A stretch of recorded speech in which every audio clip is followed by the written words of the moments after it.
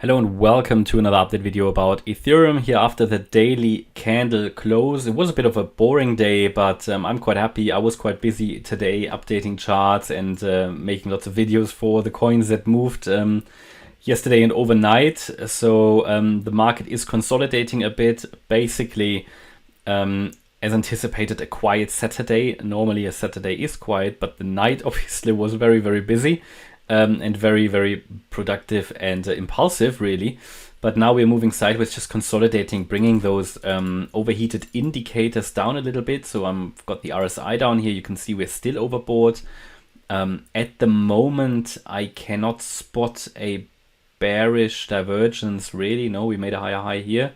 So not on the 4 hour, we don't.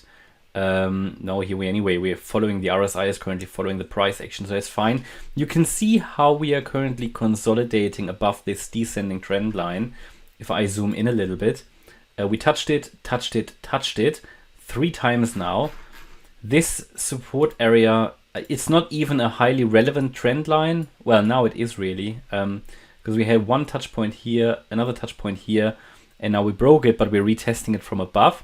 So depending on if this is now successful, this retest, we could obviously continue without really going into this green support area. I have placed some long trades in this area here in the wave 4 support box.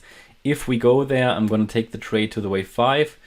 We'll be able to set my stop loss just below the box because I still expect higher as long as this support area holds. Obviously, if we don't really get into this support area, then it's not a trade I take. Then I will scale in later, or depending on what happens up here, we'll take possibly a short trade.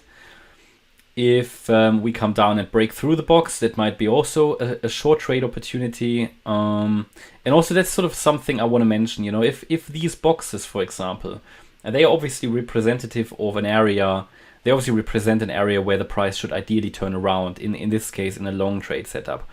However, if this area breaks, yeah, instead of what many people are being whatever disappointed or whatever, but again, there's no reason to be emotional about anything in these markets because the markets do what they want. What we can only do is identify key areas where we have low risk trades, really. But obviously, the market, if the market decides it's going down, then instead of being disappointed that the trade didn't work out, see it as an opportunity and maybe go from a long position into a short position. Yeah, because if this setup fails, it's probably going to go the other way. Now, you need to be careful again, because if you short after it breaks through, it's a breakout trade. It's not a pullback trade, so the risk is higher because the stop loss is further away. But still, you know, think about this in the future. See everything as opportunity, right? Yeah, that's where we are. Now, I'm still looking at this as an ABC wave to the upside. The A wave, B wave, C wave. In the C wave, we should still get 5 waves. Looking at this wave 4 down, wave 5 up still. Again, that's a long trade area for me. Stop loss below. If it doesn't work out, I get stopped out and might take a short trade. Because if we get through this area, then this cannot really be a wave 4 anymore. And we probably reached a more substantial top here already. So, and then in the very short term, maybe let's first of all remind ourselves what that support area is actually like. So we've got here the fib levels between 1390 and 1500. So below 1390, this is probably not a wave 4 anymore. I will always leave a little bit of space with the stop loss because you can get these annoying wicks to the downside that kick out all these these stop losses. So leaving a little bit of space is usually a good idea. Leaving a trade a little bit more space might give you a bit more risk, but it also increases the chances of a successful trade. Now you might then have to adjust your position size accordingly if your stop loss is a little bit further away. Other than that, if we zoom in here a little bit, we can currently see an engulfing red candle on the 4-hour chart. Let's see what we see on the 1 hour, also engulfing red candle.